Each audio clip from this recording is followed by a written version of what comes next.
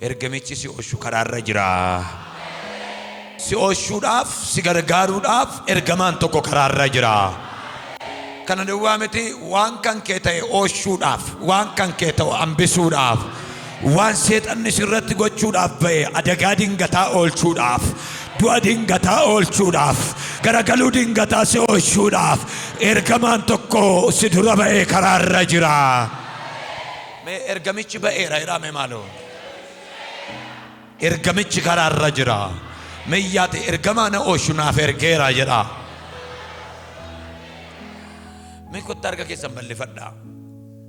Barri kana booddee isin qabdan bara ergamoota Waaqayyootiin tajaajilamuu isiniif haa ta'u. Macaafa qulqulluun guyyaa Yesuus Kiristoos guyyaa 40 halkan 40 cuuphaa booddee guyyaa inni kadhatutti ergamoonni Waaqayyoo garuu isa tajaajilu jedhamee caafameera. Ergamoonni Waaqayyoo qulqullootatti naanna'anii isaan eegu jedhamee caafameera. Galgala kanaa kaasee tajaajila ergamoota argadhaa maqaa Yesuusiin. Ergamoonni Waaqayyoo ganamaaf galgala dhufanii sina tajaajilanii. Tajaajilamaa maqaa Yesuusiin. Uumama boqonnaa 19 lakkoofsa 1. Ergamoonni Waaqayyoo lamaan galgalaan gara Sodoom dhufanii karra Sodoom dura Loox immoo in ta'a ture.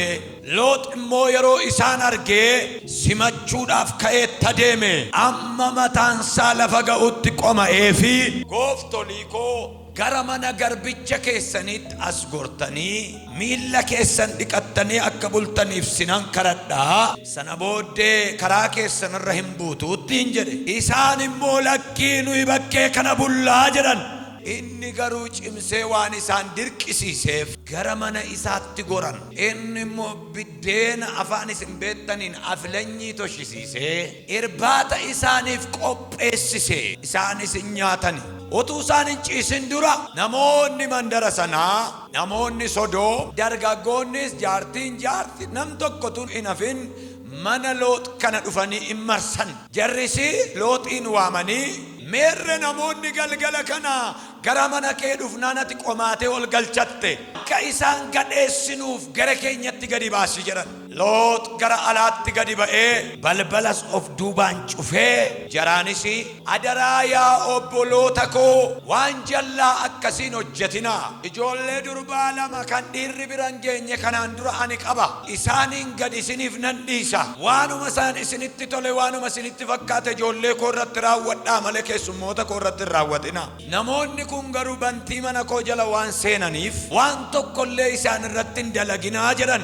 Jarri garuu badasittiin jedhanii itti dabalaniisi namichi kun galaa ta'ee biyya keenya dhufee ka'ee dubbii nuyi dubbannu keessa lixee seera nuu baasaayii jedhan. Amma garuu sirratti isa jararratti yaanne caalaa waan hamaa sirratti hojjannaattiin jedhan. Yeroo sana Looxiin humnaan walitti cafaqanii balbala isaa cabsuu bira ga'an.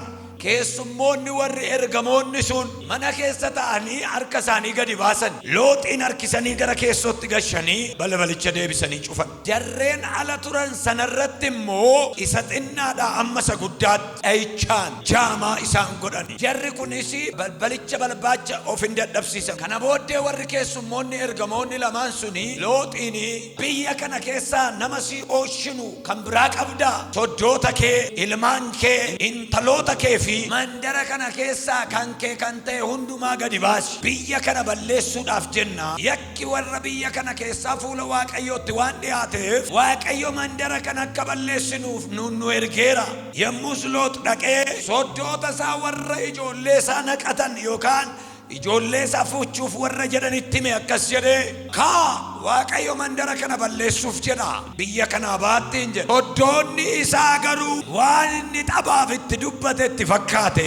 Yommuu booruun baqaqee lafti bari'u namoonni sun Looxiin akkas jedhan. Kai mandara cubbuu isheetiif balleeffamtu keessatti akka hin balleeffamneef haadha manaa kee, ijoollota kee waan asii qabdu hundumaa fudhadhuu ba'i. Lubbuutti qabanii inni garuu fira baay'ee waan qabuuf maatiinsaa soddooliin waan hafaniif hin qaqqabata ture.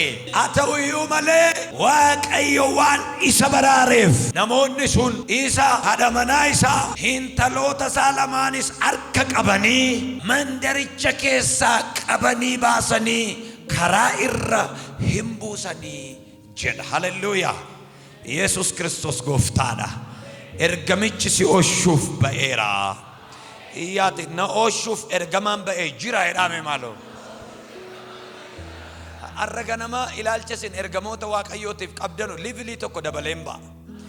Waaqayyo immoo hafuura isin ittiin liivilii ergamoota Waaqayyoo ittiin hubattanu isiniif kenna.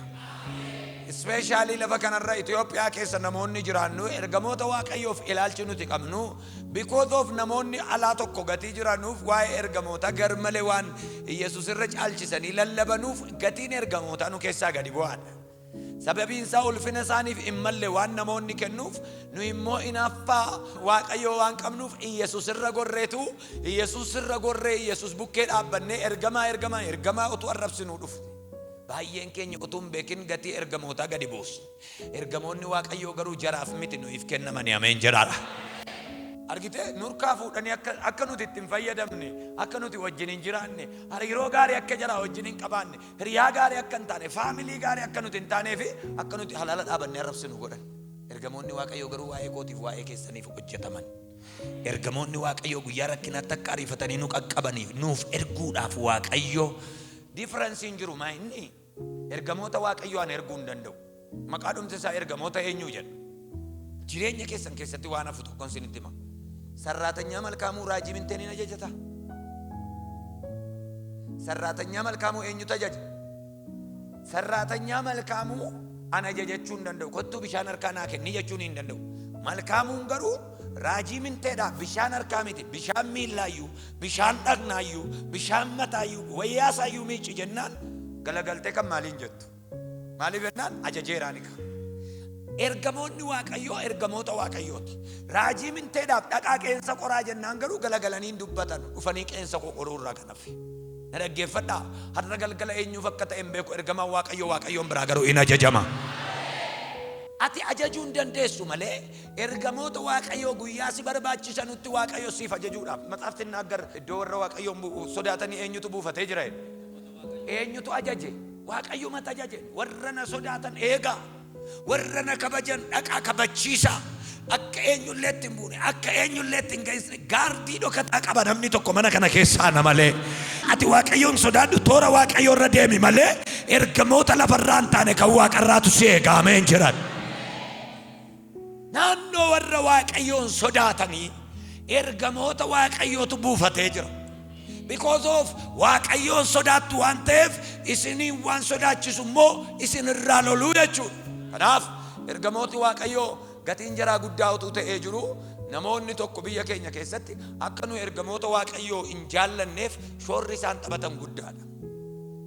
Shoorri isaan taphatan guddaadha. Sababiin isaa keenya jedhanii nurkaa fudhatanii itti sagadanii gatii isaanii gar malee dabalanii nu immoo naaffaa Kiristoos Yesuusiif qabnurraa kan ka'e ulfina Yesuus ergamaadhaan kennina. Ergamooti Waaqayyoo isin waamnaan hin dhufanu.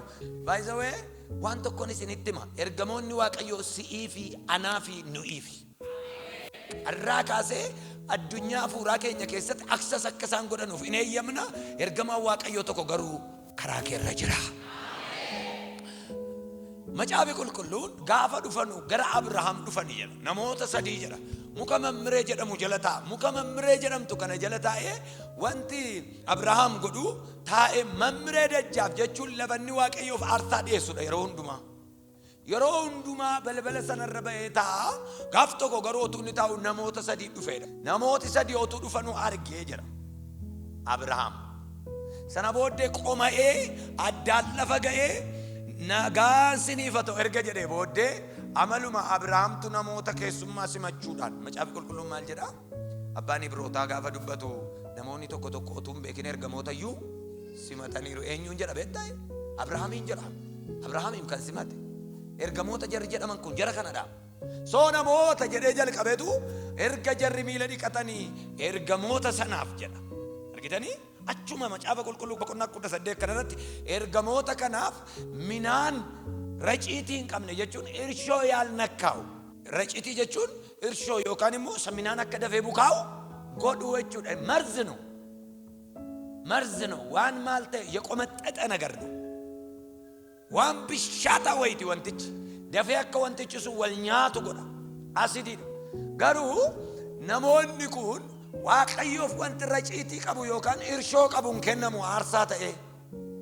Kanaaf waan raacitiin qabne owwaasaa daakuu konyee lama fudhuuti otoo waan biraatti makin zayitiidhaaf bishaaniin maki toshi jedhee haadha manaa isaatiin. Because of waaqayyoodhaaf owwaati godhama. Gadi ba'ee jedha. Hin beeku Abrahaam. Garuu hafuurri qulqulluun isa keessa darbee hojii hojjetaa jira. Dhaqee horii qaluudhaaf jedhee sangoota hedduu qaba, coccoomaa baay'ee qaba. Garuu isa kan barbaade isa waanjoon irra hin kaa'amne. Waaqayyoof isa waanjoon irra kaa'ame hin kennamu. Isa waanjoon irra hin kaa'amne fidee hin qaleefi jedha. Otuu urgoon mana jiru aannan owwaa dhaqee isaatii torbatti sa'a keessaa ilmee. Seera keenyaan saani kan ilmamtu ganamaaf galgala amma nuuroon jabaan biyya keenya keessaa iddoo tokko tokko sadii godhaniiru.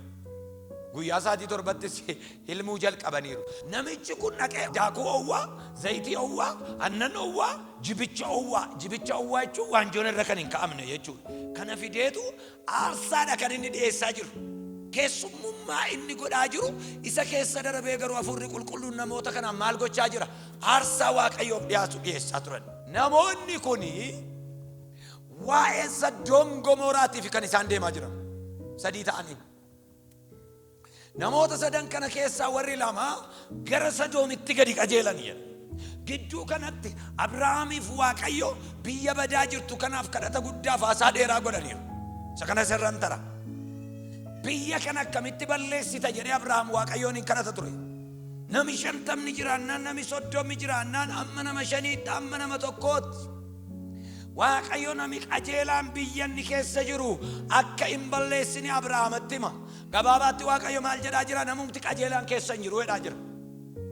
Biyyicha keessa nami qajeelaan hin jiru hunduu jallinaan guutameera. Namni qajeelummaan sanatti mul'ate tokko hin jiru.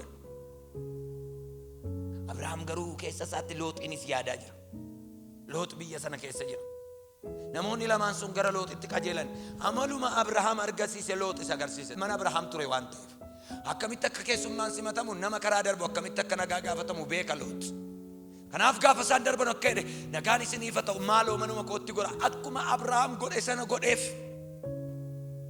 Qoma'ee ol galchee miilan isinii dhiqa jedhee keessummummaa isaanii simatee. By the way, kiristaanonni yeroo hundumaa Abrahaam Loox faarraa barachuu qabu. Keessummaan gaafa dhufu maaliyyuu haa ta'u gadi jedhanii miila isaa miicanii boqochiisuun hojii Waaqayyooti. Waaqayyo gooftaan maccaan waa gargaaru. Na Loox gadi jedhee miila isaanii erga miicee booddee keessummummaa mana isaanii kaa'e. Keessummoota kanaaf iddoo guddaa kenne. Nama se'ee simate inni garuu erga inni simate booddee namoonni biyya Sodoom sun baay'ee hamoota waan turaniif eenyu isheen dallaa keenya keessa lixxee dhufaniitu galeera namni mana isaa jechuu dhaga'aniitu iyyuu by the way wanti isaanii naafan tokko ijoollee durbaa geesse 2 qaban Loox. Namoonni dhufanii galan kun immoo 2. Namoonni dhufanii galan kun dhiira. Dhiirri 2 dhufee lixeera. Isa jedhamu dhaga'aniiru jarri dhoksaatti. Eenyu isheen otuu nu jirtu ijoollee isaa bira geesse jedhanii fiigaa dhufan. Gaafa isaan dhufanii galanuu Loox garuu balbala cufeetiyyuu ofii isaa kenne dabarse. Bataam garmanyaan. Namoota kanaaf ulfina inni kenne baay'ee na ajaa'ibsiisa. Namni lafa kanarra haadha manaa isaatiif ilmoo isaa irratti hin du'a malee ofii isaa dabarsee hin kennu. Garuu akkas jedhe Loox. Baasi warra mana kee keessa jiran wennaan ijoollee durbaa 2 qaba kan dhiirri bira hin geenye eegee kanan guddifadhe. Baay'eetti dhama'ee biyya cubbuun ishee akka ija bisingaatti daraare kana keessatti ijoollee cubbuun argine, ijoollee cubbuun bira hin geenye golatti kanan dhoksee guddifadhe, kanan eegee tiksee irraan gaadhe ijoollee durbaa 2 qaba. Jara akka barbaaddan godhaa. Keessummoota kana garuu dabarsee isiniin kennu. Yeroo kana dhagaa ati seera nuutumtaa galtuu jedhanii arrabsan. Galtuu yookaan immoo nama maxxee yookaan immoo nama nuyi nu biraa taa'u jennee nama gajjedhee ol galee keenya irratti haboo godhate jedhanii itti dubbatan. Tumuuf kaanaan bataam የሚገርመው gadi ba'anii hin jiru. Ergamoota Waaqayyooti harki isaanii fagoo deema. Hiixatanii Looxiin ol gashan jedha. Sana booddee garuu balbala cufanii jara sana garuu guddaadha hamma xinnootti maaliin rukutanii jaamummaadhaan rukutanii jedha. Harka keessan mirgaa ol kaasaa maaloo waan wallaansoo sin qabaa jiru galgala kana ergamaan tokko dhufee jaamummaadhaan isiniif haa rukutu. nan jedha amma sinsimattan ilaame akka jedheera utuun hin dhufin Waaqayyo waa'ee keetiif si oolchuudhaaf kan kee kan ta'e hambisuudhaaf ergamaa koo nan erga si dura ba'a jedheera Waaqayyo ganama kanaa kaasee ergamaa Waaqayyo si dura ba'u. Sana booddee harka isaanii gadi baasanii Looxiin harkisanii erga ol galchanii booddee sana booddee namoota sana guddaadhaaf xinnaasaa jaamummaadhaan rukutanii jarri kun halkan guutuu barbaadanii balbala Looxiin arguu hin dandeenye. Irra deebi'eensinii kadha diinni balaadhaaf si barbaadu du'aaf kan si barbaadu cabaaf kan si barbaadu abaarsaaf kan si barbaadu salphinaaf kan si barbaadu balbala mana kee hin argin iji balbala kee arguu barbaadu hamminaan iji balbala kee barbaadu balbala isaa duratti tan awwaala balbala isaa duratti tan akkas godha balbala isaa duratti tan ajjeesa balbala isaa duratti tan akkas godha kan jedhe mana kee barbaadee dhabu galgala kanaa kaase balballi mana kee dura isaaniitti adabamu. Harka kee ol kaafadhu waan siin jedha balbala kee tawwaaluudhaaf jireenya kee keessa kaa'uudhaaf waan nama gochuudhaaf balbala kee harka barbaadaa jiru Waaqayyo itti gadi si habaasu galgala kana haqabamu maqaa gooftaa Yesuusiitiin sababa uumee itti gadi si habaasu maqaa Yesuusiin sababa uumee itti gadi si habaasu maqaa Yesuusiin sababa uumee itti gadi si habaasu maqaa Yesuusiin. Iyyati qabameera jedhame maal dabalaati qabameera jedhayaati hiixatanii galchanii jara sana garuu jaamummaadhaan rukutanii amma irraan fayyine ijji jaraan banamne otuu isaan jaamummaadhaan jiranuu walitti gubee balleesse Waaqayyo. Ergamoonni kun akkas jedhan fira qabda nama qabda anaafa ba'u kan jettu jira as keessa naafa oolu wantati jettu tokko jira himadhu dhaqiitii kan kooti kan jettu hundumaatti himi. Biyyi kun arran baddi kan kee garuu hin badu biyya baduuf jiru keessaan seensi fuudhee ba'a biyya badaa jiru wajjin hin baddu biyya gada deemaa jiru wajjin gadi na deemtu biyya abaaramaa jiru wajjin hin abaaramtu siin Waaqayyo si beeka siin Waaqayyo si gargaareera ati hidhata Waaqayyooti ati ergamoota Waaqayyoo si ergeera galgala kanaa kaasee harki nama kana gargaaree si haa gargaar. Namoonni wayi ijoollee Looxiin fuuchuudhaaf kaadhimmatanii turan soddoota isaa jedhama caafi qulqulluun dhaqe yaa soddoolii biyyi kun baduutti jirti biyyi kun gubachuuf jirti maaloo biyya kanaa ba'aa jennaan hin qallada se'anii jedha hin xabata se'anii jedha inni garuu xabataan turre dhugaa itti himee deeme amma sotuu beddelleen hin baddi jedhee nama raajee namni kun hunduu nami shan yoo jiraate kaleessa koo kan beeku dheengadda koo ergaan dubbadhe nama beeku wanti namichi sun dubbate sirriidha namni jedhu nama shanii ol mana kanatti nafu maalinnan Waaqayyo akkamitti biyya balleessa jedha ergaa dogoggoraati kun jedha Waaqayyo barbaannaan garuu guyyaa tokkotti addunyaan kun hin baddi jedheera laftiif samaayin walitti hin darbu jedhe dubbiin Waaqayyo garuu bara baraan hin jiraata argite bara kanatti dubbiin Waaqayyo barreeffamee raajii caalu gaaf tokko lafti kun hin baddi jedhee caafameetu jiru lafti kun hin baddi naan jedhatu Waaqayyo jedhee namni baay'een hin kolfa hin gunguma dubbiin Waaqayyoof namni kun wajjin hin jiru namoonni sunis akkamitti Waaqayyo biyya mana ga'u sababa mana ga'u siif sababa mana ga'uudha malee Waaqayyoof homaa miti xinnoon Waaqayyoon biratti hin kabajama ballaan Waaqayyoon biratti hin sodaatamu sanuma isaaf Waaqayyoof naa achi as gaafa deebi'u akkasittiin jedhe Waaqayyo Loox jedheennan ijoollee kee qaba waan jettu hundumaa fudhadhuu ba'i jedheen. Ergamoonni Waaqayyoo kuni Looxiin kan jarri oolchaa jiran sababa nama kakuu sababa sanyii Abrahaam sababa qomoo Abrahaam ta'e arras qomoon Abrahaam badeen badu inuma jiraata malee arras qomoon Waaqayyoo badeen badu inuma jiraata malee galgala kanaa kaasee garuu inni caalu sagalee Waaqayyooti qomoon keen badin lafa hadhaalu malee maqaa Yesuusiin qomoon qajeelotaa lafa dhaala jedhamee caafameera galgala kanaa kaasee lafa dhaali malee hin badin maqaa Yesuusiiti. Loox qomoo Abrahaam sanyii Abrahaam jara keessa garuu orma tokko jirti eenyu haadha manaa Loox haati manaa Loox tokko miti Abrahaamii wajjiniin sanyiidhaan tokko miti ijoolleetitti waamama malee ijoolleetu Looxitti waamama malee haati manaa maqaa nama biraatiin waamamti sanyii warra sanaati isheen sanyii warra kam Sadoom jechuun warra faallaa Waaqayyoo jechuudha Sadoom jechuun qomoo Waaqayyoo jibbe qomoo Waaqayyoo abaare sanyii jallootaa yookaan immoo antikiraayist naachoo Waaqayyo immoo warra antikiraayistii ta'e kana lafarraa balleessuu barbaada kana jechuun faallaadha jireenyi jaraa dubbiin jira, hojiin jira, haasaan jira. Eenyu wajjin faallaadha? Waaqayyo wajjin faallaadha. Hin godhi waan jedhame godhu, godhi waan jedhame hin godhan. Waan ati jette faallaa sana asirratti godhu. Looxiin jaallata. Garuu akkatti biraa hambisuu barbaade Waaqayyo. Akkamittan dubartii kana hambisa biraa jedheetu amala jaraa waan beekuuf, faallaa akka isheen taate waan beekuuf akkas jedhe. Sin keessaa namni tokko yoo dudduubatti akkan galagale, nam tokko yoo dudduubatti galagale garuu dhagaa shaboo ta'ee hafaaye. Soo argitanii dubartiin kun battaluma kana inni dubbatetti maal goote? Hin garagalteedha. Maaliif? Sodoom waan taateef. Maaliif? Qomoo jallaa waan taateef, qomoo warra sanaa waan taateef, qomoo faallaa waan taateef. Loot garuu akkasidha deemaa jira. Otuma waliin dubbannu elaa dudduubatti akkan deebine jedheera Waaqayyo. Arras Waaqayyo akkasiin jedhu dudduubatti akkan deebine fuuluma kee dura safannifame ilaalaa deemi. Qomoo Loot fuuldurumatti adeema. Qomoon Abrahaam fuuldurumatti adeema. Duubatti hin deebiin atis dhagaa abaarsaa taata. Waaqayyo garuu galgala kanaa kaasee warra duratti adeemanu sinaa godhu. Loot soddoolii qaba waan tureef, qabeenya baay'ees qaba waan tureef, lafa isaa gatee deemu waan dideef biyyichi hin gubata. Garuu akka jedhe akkamittan deema jedhee hin qaqqabata jechuun maal jechuudha? Hin harkifata jechuudha miti, hin harkifata jechuun maal jechuudha? Mandaricha keessaa ba'uun ittiin tolle jechuudha.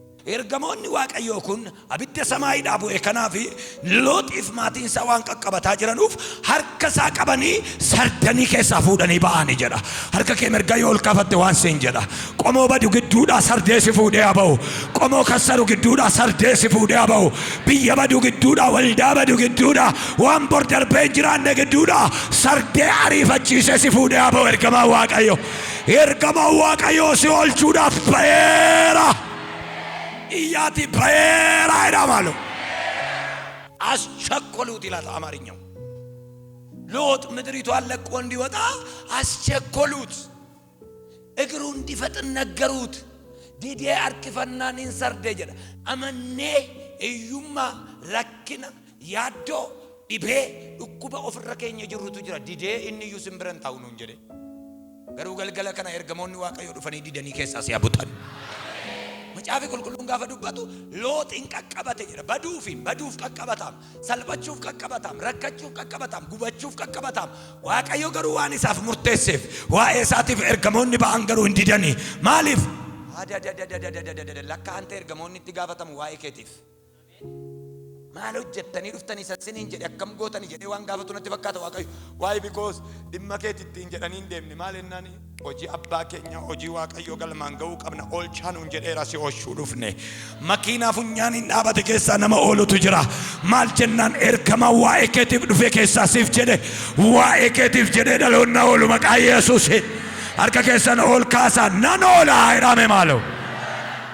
አርግቴ keessa fuudhee baye erga fuudhee baye boodde mandara kana keessa baye dafiti biyyichin gubataa ennan Loot akka jedhe danda'e akkati naan jette karaa fagoo deemuu hin danda'u karaa fagoo deemuu hin dandeenyu ilaamee jedhennan nuu daangessi magaalattiin kun dhiyoodha isheetti baqannee oollaa si daangesseera itti baqadhuuti oolee Loot garuu achi dhaabatee ilaaluu barbaadeetu Loot deemuu dadhabe otoo hin taane dhiyoodha waan taateef yoo gubachuu baatte akkuma Phexros gaafa Yesuus Kiristoos fannifamu Yohannisiif Maariyaami dallaatti hirkatanii ilaalu jedha. Phexros garuu dallaa keessaa ba'ee warra abidda qaqqaammatanu dallaa lammaffaa keessa taa'ee ilaalu. Maal ennaani wayi fagaateen fagaatu wayi itti niiqne wayi irraa niiqne gidduu dhaabata. Yoo Yesuus bu'e duukaatti fufuuf yoo Yesuus du'e biraa deebi'uuf qixa karaa lamaan namoota dhaabatantu jira. argite ilaaluudhaaf bakka ilaali yoo inni bu'es duukan deema yoo inni du'es biraan gala hedheetu fannoo irraa siqee ilaala akka jedhe Loot akka kana irraa fagaateedha Waaqayyo rakkoo hin qabu waan ta'eef daangeessee otuma inni ilaalu shat godhee horii isaas qabeenya isaa xab godhee gube Looxiin garuu keessaa ooshi dubartiin haadha manaan isaa sun garuu sanyii fo'amaa waan hin turreefi didduu waan turteefi Waaqayyo ishee biraa hambisuu barbaade saayinsii Loot hin miidhamneen fuulduratti malee dudduubatti hin deeminaa jedheen sana booddee haadha manaa jedha deema jirtamoon deebitee jedha dudduubatti galagalanii wal ilaaluun hin jiru eloo haadha manaa jedha hin haftee jedha dhagaa ta'uu isaa macaafannutti mee malee Loot hin argine maaliif ennan dhagaa ta'uu isheetu galagalee ilaaleera ta'e innis dhagaadha ilaallee galagalee haadha manaa jedha hin jirtu haadha manaa jedha ennan ayi silaa sanyiin kee didaadha diddee ana seete Waaqayyoon jedhee karaarra bu'e inni noolee isheen garuu dhagaa taate haftee jedha. Na dhagaa jirtu jirana harka keessan ol kaafadhaa. Galgala kana waan inni keessaa sin oolchuu barbaadu hin beeku. Sinoosh kan kee kan ta'es nanoosh. Mana keeti waan oolutu jira. Mana keeti waan afutu jira. Wanti biyyarra ga'e sirra hin ga'u. Wanti ollaa keerra ga'e sinirra hin ga'u. Ergamichi karaarra jira. Ergaan qaxxitaa dhaga'ee dhufe waaqarraa kan akkas jedhudha. Ergamichi karaarra jira. Just ergamaan Waaqayyoo karaarra jira. Ilaame ergamichi karaarra jira dhimma kee hojjechuudhaaf. Haleluuyaa. Qaqqabaa jira eenyuun na qaqqaba lafa teettatti si qaqqabuudhaaf. Keessaa si baasuudhaaf. Waan Waaqayyo keessaa mucaa koo baasi. Naa oolchi waan inni jedhe keessaa si oolchuudhaaf. Waaqayyo ergamaa isaa si baaseera. Ameen jedhat. Laphee keessamtumaati akka nama of jaallatutti Waaqayyo jedhame maaloo. Waa'ee kootiif jedhame maaloo.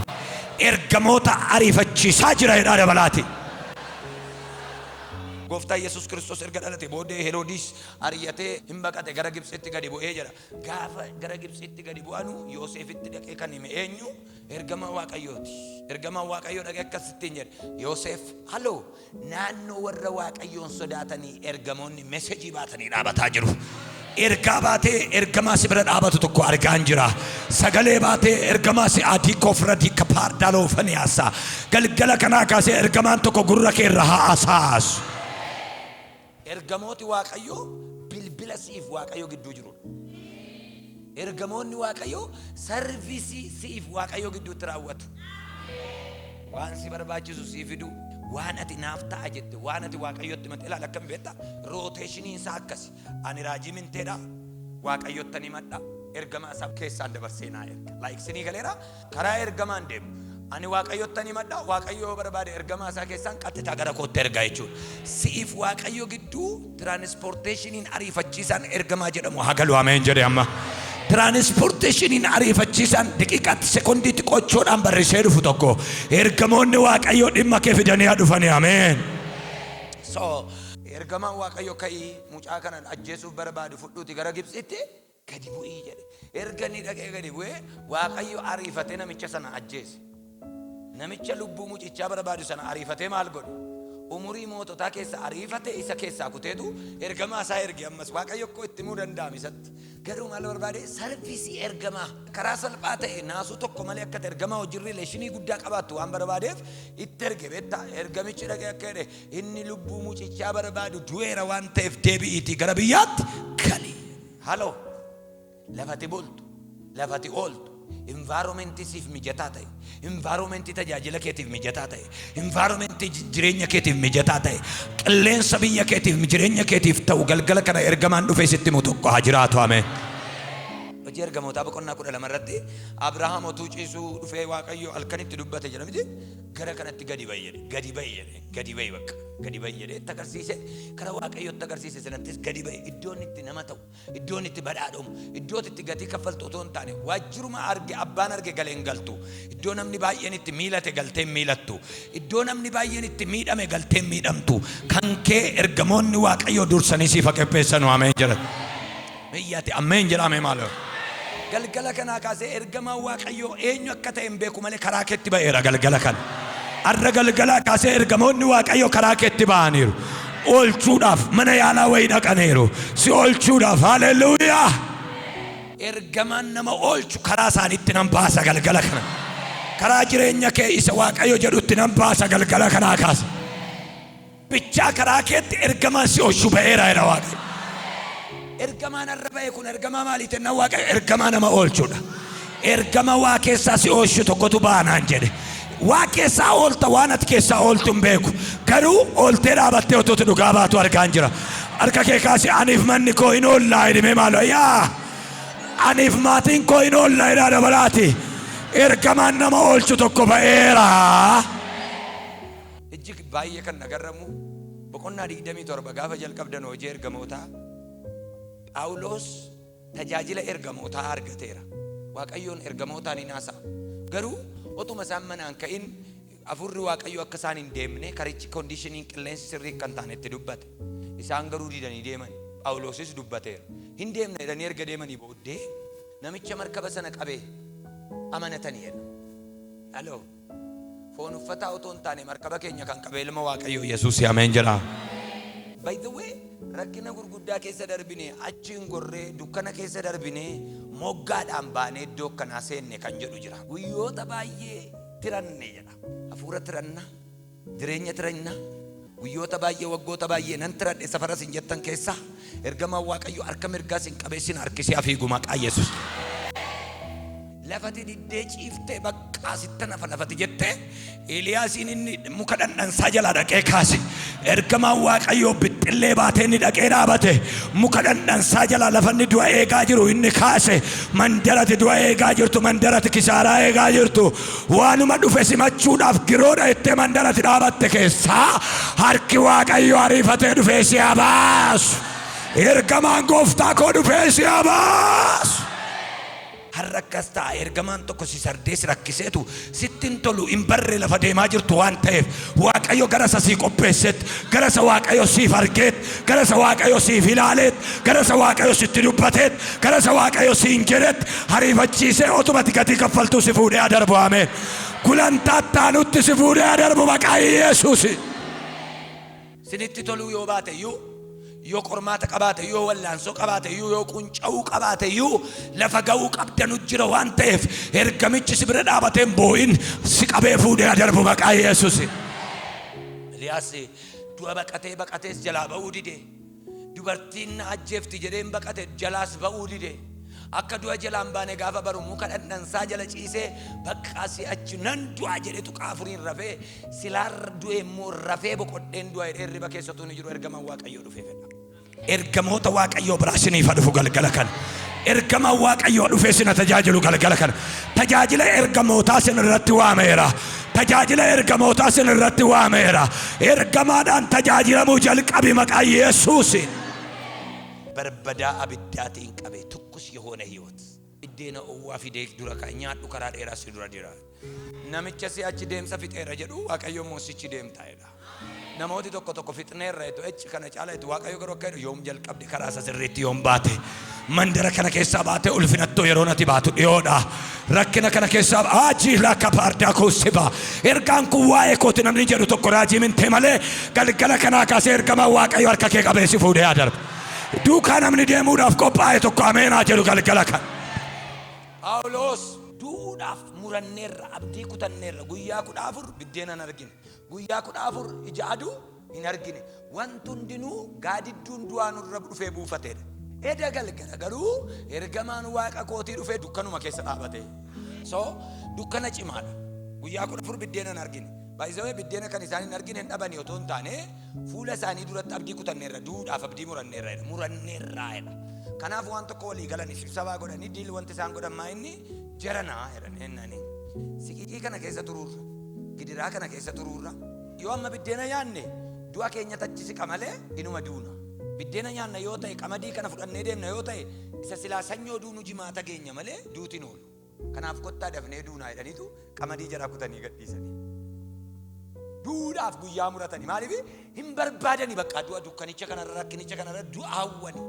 So nyaata kana dhiisanii biddeena arga dhiisanii duudhaaf guyyaa 14 bata'amir namni otoo biddeena nyaatiin otoo ija duun argin guyyaa 14 turuu jara biraan dhaga'an bicha namni guyyaa 14 bishaaniin minaan malee yoo ture rakkina guddaa jarri kun immoo bichaayyuu ta'aniiru ija aduu yoo tuun argin guyyaa 14 garuu Waaqayyo halkan edaa jira dukkanicha keessatti ija duun argine jechuun maa jechuudha dukkana lafti dukkana kana keessa dhufe isin keessa namni tokko yoo amaan ta'u markabichi keessan garuu hundi isaa maal ta'a hin caccabu. Eko herreega isaa hojjedhaa jira nagidee meeqa yaaddanii beektu markaba caccabnaan maaltu jira bishaan keessa lixuu jira miti kan biraa maaltu jira lakka Waaqayyo barruu isaatti ol fuuchuuf jedha galgala kana ergamichi isaan bira dhaqe isin bira moo dhufu ergamaan isaan bira dhaqe moo isin bira dhufu Waaqayyo karaa keetti ergamaan koo ba'eera jedhinnaan jedhe macaafi qulqulluun fakkeenya irratti maal jedha karaa keessa Waaqayyo tadaraa karaa sakam karaa jireenya keenya qobaan deemtuu jedhaa jira Waaqayyo deemsa miilana because of hin dandeessu waan ta'eef kan si geessee karicha irra si buusu karaa isa qajeelaa irra si buusu amma isaan dhaqanii karicha irra bu'an nutti ergamaan Waaqayyo mandara keessaa qabee maal godhe jedha hin baase jedha harka mirgaa tolkaa galgala kana mandara keessaa ba'i galgala kanaa kaase Waaqayyo mandara du'aa keessaa si baasu Waaqayyo mandara salphinaa keessaa si baasu. Waaqayyo mandara yaaddoo sana keessaa si baasu. Waaqayyo mandara lolaa sana keessaa si baasu. Waaqayyo mandara boo'ichaa sana keessaa si baasu. Waaqayyo mandara rakkinaa sana keessaa si baasu. Waaqayyo mandara gaddaa sana keessaa si baasu. Waaqayyo mandara siqiqii sana keessaa si baasu.